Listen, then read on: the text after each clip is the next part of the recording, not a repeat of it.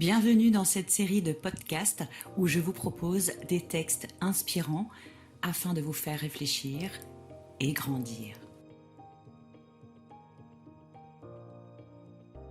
Pas toujours comme on le croit. Il y avait dans un village un homme très pauvre qui menait une vie très simple. Sa seule richesse était un magnifique cheval qu'il possédait et dont il prenait le plus grand soin.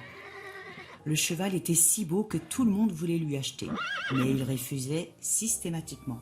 « Ce cheval n'est pas à vendre », répétait-il. Un matin, il se rendit à l'écurie.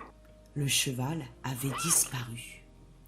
Tous les villageois lui dirent « On te l'avait bien dit, tu aurais mieux fait de le vendre. Maintenant, on te l'a volé. Quelle malchance !»« Quel malheur pour toi, qui n'avais que cela !»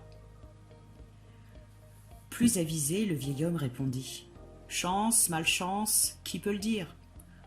Nous ne connaissons qu'un fragment de l'histoire. Qui sait ce qu'il adviendra ? Il est bien trop tôt pour parler de malheur. » Et tout le monde se moqua de lui. Mais quelque temps plus tard, le cheval revint avec toute une horde de chevaux sauvages.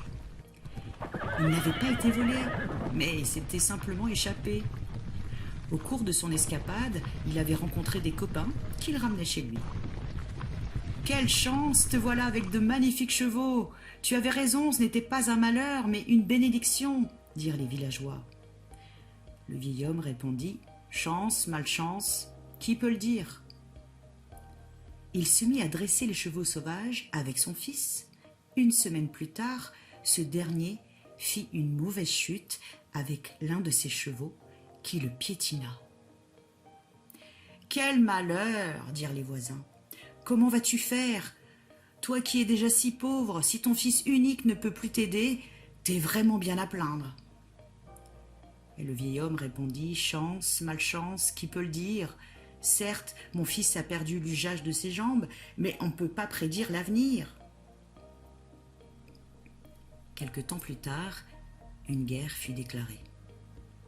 L'armée du seigneur du pays arriva dans le village et enrôla de force tous les jeunes gens disponibles.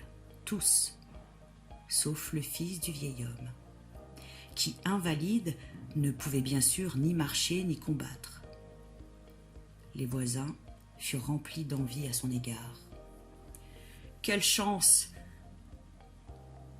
Tous nos enfants sont partis à la guerre, et toi tu es le seul à garder ton fils auprès de toi, tandis que les nôtres sont partis pour se faire tuer. » Chance ou malchance, qui peut le dire ?